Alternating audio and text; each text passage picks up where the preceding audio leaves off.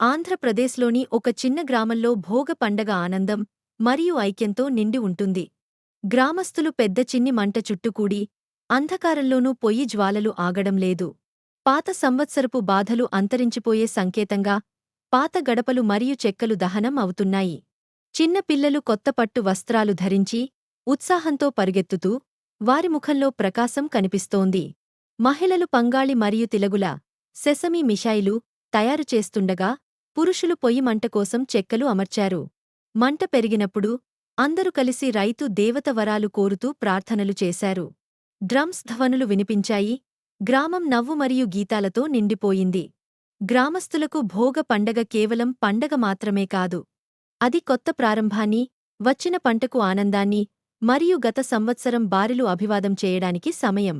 పొద్దు ప్రకాశం కిరణాలు ఊహించుకుంటే, గ్రామస్తులు భోగ పండగను ప్రేమ, వేడి, ఆనందంతో జరుపుకున్నారు.